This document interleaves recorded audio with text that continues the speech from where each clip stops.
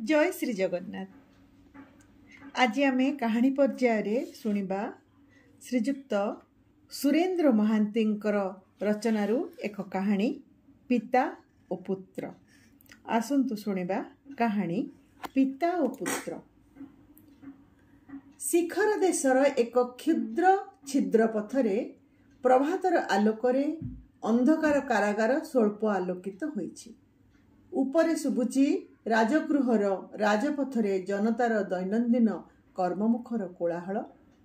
बंदी थरे क्षुधार्त दृष्टि चाहिले छत्रपथर सेही आलोक आड़े।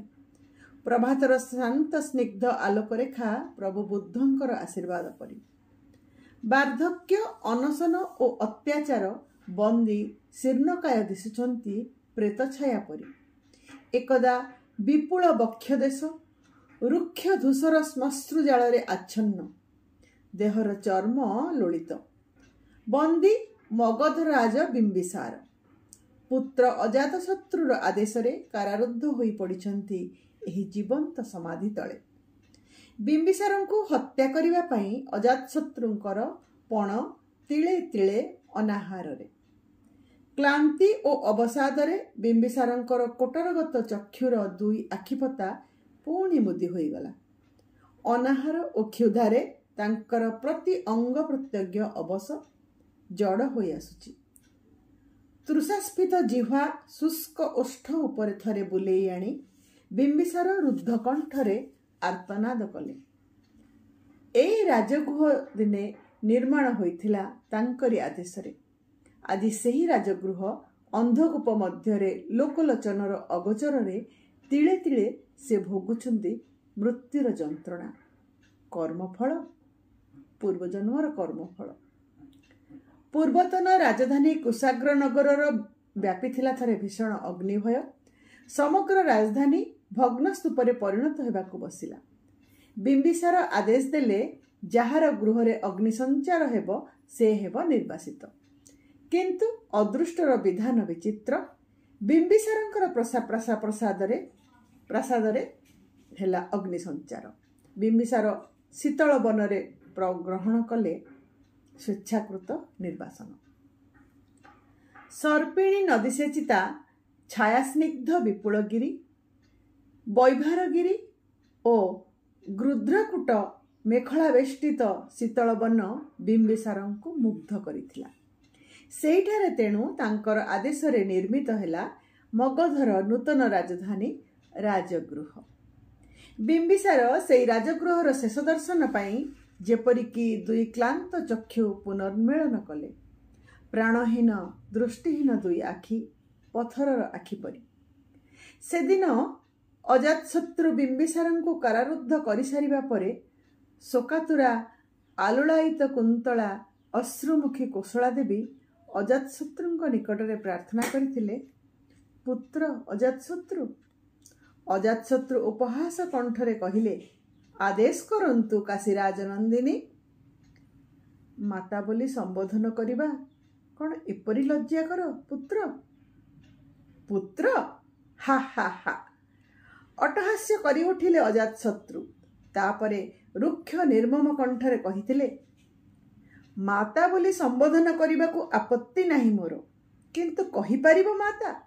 जेउ नारी गर्भस्थ पुत्र भविष्यत काल रे केबे पितृहंता हेबो आशंका करी दिने गोपन रे संतर्पण रे भ्रूण हत्या पई कुक्षिमर्दन करिथिला, सेही नारी केबे से हतभाग्य निकट को आसे। जदि पुत्र संबोधन करी ताहेले कौन हेबो तार प्रत्युत्तर। कोसला देवी असहाय कंठरे कहिले, सतबार कहिछि तो पुत्र, ए केवल मिथ्या जनश्रुति। अजातशत्रु कहिले, सत्यता नथिले श्रुति न थाए काशीराज नंदिनी। किंतु से आलोचना कहीं केवल बिंबिसारंकर कारामुक्ति छड़ा अन्य समस्त अनुरोध विचार करने को प्रस्तुत अछि मु। कोसला देवी मलिन चिलांचल अश्रुमुंचन करी कहिले, बेश पितृरक्तर जदि महाराजांकर अभिषेकर मंगल घट पूर्ण करिवार कामना तार प्रतिरोध करिवार आस्पर्धा कहार। किंतु मोर केवल गोटे भिक्षा थिला महाराज। ଏହି ହତଭାଗିନୀର ସ୍ୱହସ୍ତ ପ୍ରସ୍ତୁତ ଖାଦ୍ୟ ଛଡ଼ା ବିମ୍ବିସାରଙ୍କର ଅନ୍ୟ କୌଣସିଥିରେ ରୁଚି ନଥିଲା। ଆଜି ତାଙ୍କୁ କାରାଗାରରେ ସ୍ୱହସ୍ତରେ ତେଣୁ ଖାଦ୍ୟ ପରିବେଷଣ କରିବାର ସୁଯୋଗରୁ ମୋତେ ବଞ୍ଚିତ କରିବେ ନାହିଁ ମହାରାଜ। ଅଜାତଶତ୍ରୁ କହିଲେ, ଏ ପ୍ରାର୍ଥନା ମୁଁ ପୂର୍ଣ୍ଣ କଲି କାଶୀରାଜନନ୍ଦିନୀ। କିନ୍ତୁ କୋଶଳା ଦେବୀଙ୍କର ପ୍ରସ୍ଥାନ ପରେ ପରେ କାରାଗାର ରକ୍ଷୀ ଚଣ୍ଡକୁ ଆଦେଶ ଦେଲେ ଅଜାତଶତ୍ରୁ, କୋଶଳା ଦେବୀଙ୍କ ପ୍ରେରିତ କୌଣସି ଖାଦ୍ୟ ଯେପରି ବନ୍ଦୀ ସ୍ପର୍ଶ କରିନପାରେ। ଜଳପାତ୍ର ଶୂନ୍ୟ। ବିମ୍ବିସାର ଦୁଇ ଶିଥିଳ କମ୍ପିତ ହସ୍ତରେ ସେହି ଶୂନ୍ୟ ପାତ୍ର ମୁଖଲଗ୍ନ କରୁ କରୁ ପାତ୍ରଟି ତଳେ ପଡ଼ି ଚୂର୍ଣ୍ଣ ହୋଇଗଲା। ପ୍ରଭାତର ସୂର୍ଯ୍ୟ ଆକାଶ ପଥରେ ଅନେକ ଉପରକୁ ଉଠିଗଲାଣି। ଶିଖରର ଛିଦ୍ର ପଥରେ କ୍ଷୀଣ ଆଲୋକରେଖା କେତେବେଳୁ ନିଭିଗଲାଣି। ପୂତିଗନ୍ଧମୟ କାରାଗାରରେ କେବଳ ଅନ୍ଧକାର, ନିରନ୍ଧ୍ର ନିରାନନ୍ଦ ଓ ନିଷ୍ଠୁର। କ୍ଷୁଧାର ଅତ୍ୟାଚାର ଆଉ ନାହିଁ। ଅଛି କେବଳ ଅତୃପ୍ତ ଦେହର ତହ୍ନା ଓ ତୃଷ୍ଣା। ଏହାପରେ ସେଥିରୁ ମଧ୍ୟ ମୁକ୍ତି ମିଳିପାରିବ। ତାପରେ ସବୁ ଶୂନ୍ୟ, ବୌଦ୍ଧର ଧ୍ୟାନାଲୋକ ପରି। ନିଷ୍ଫଳକ ସ୍ଥିର ଆଖିପତା।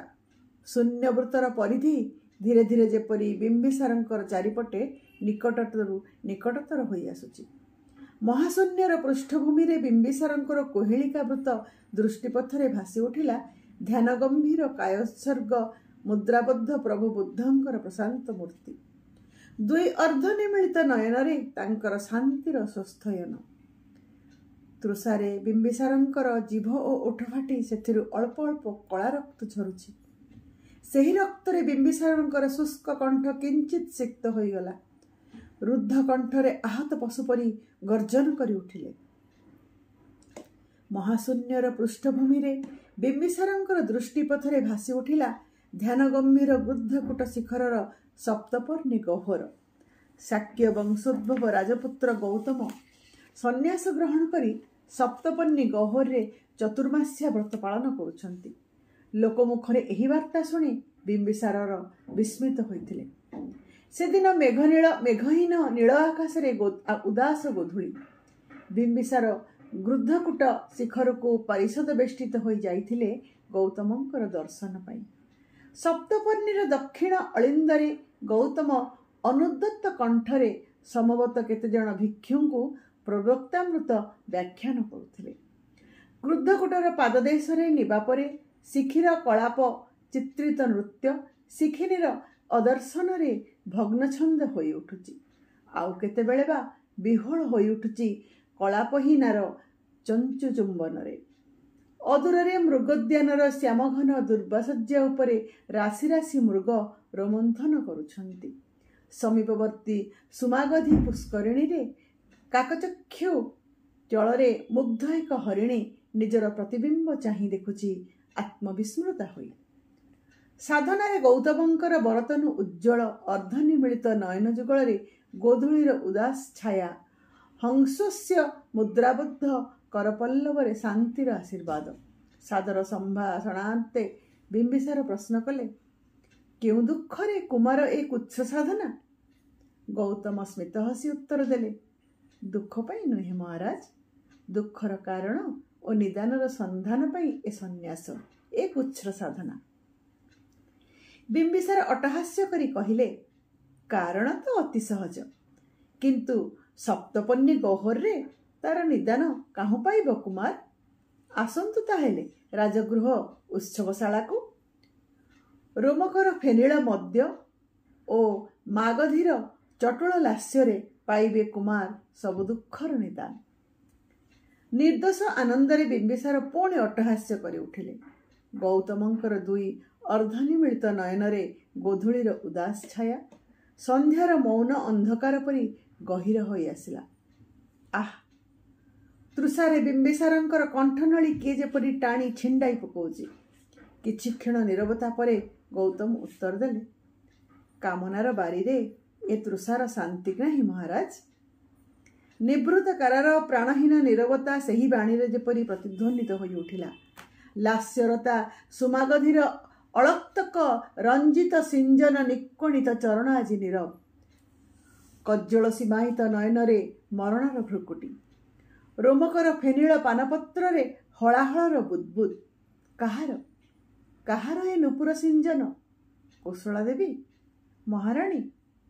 କାରାଗାରରେ ରକ୍ଷୀ ପରିବର୍ତ୍ତନ ହେଉଛି। ଲୌହ ସାଞ୍ଜୁର ଶବ୍ଦ। ଅସହ୍ୟ ତୃଷାରେ ବିମ୍ବିସାର ସରାହତ ବନ୍ୟ ପଶୁ ପରି ନିଜର ଗୋଟିଏ ବାହୁ କାମୁଡ଼ି ପକାଇଲେ। 2.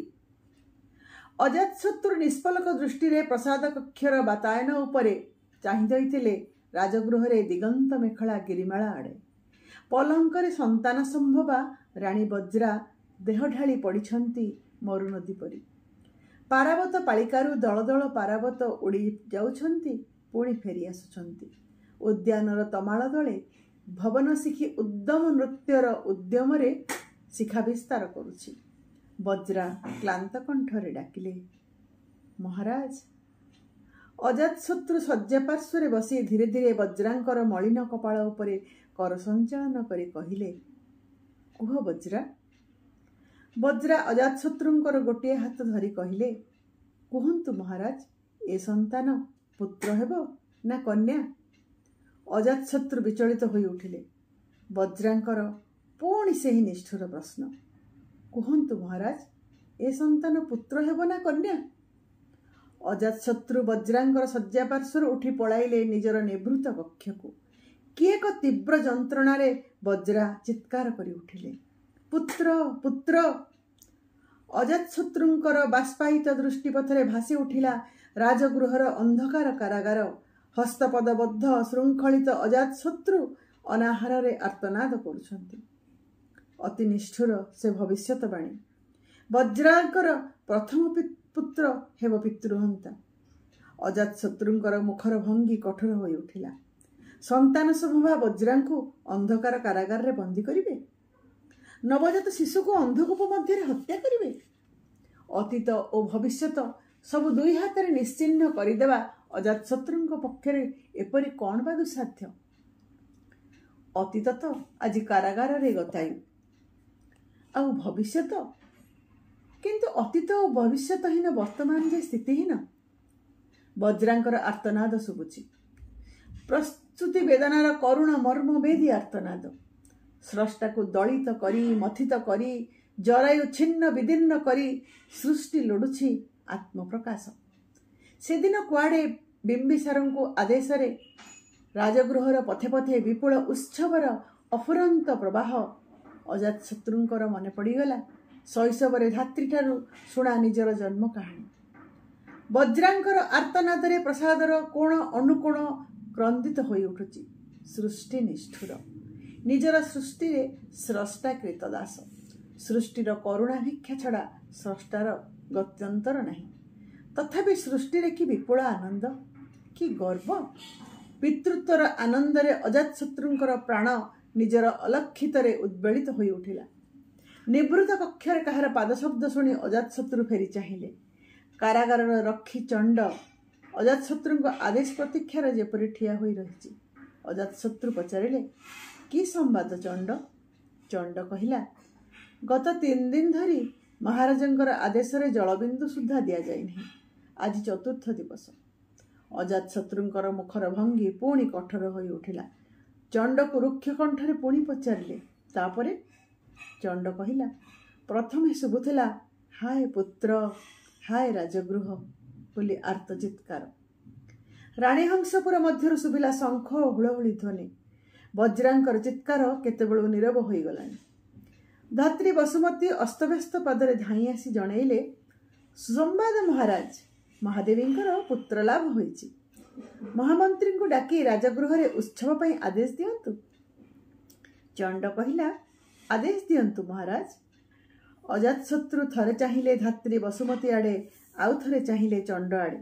ତାପରେ ବିହ୍ୱଳ ପରି ଧାଇଁ ଚାଲିଲେ ବାହାରକୁ।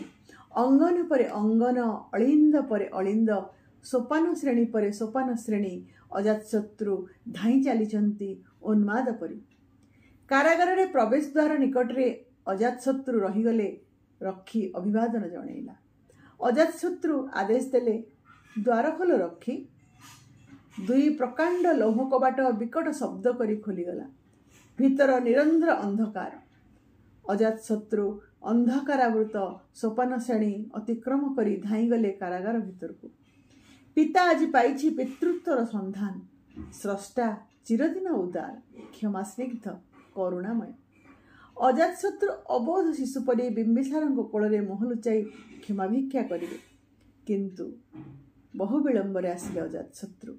ବିମ୍ବିସାରଙ୍କର ପ୍ରାଣହୀନ ଶୀର୍ଣ୍ଣ ଦେହ ପଡ଼ିଛି କାରାଗାରର ପାଷାଣ ଚତ୍ୱର ଉପରେ। ଗୋଟିଏ ବାହୁ ହିଂସ୍ର କ୍ଷୁଧାରେ କାମୁଡ଼ି ପକାଇଛନ୍ତି।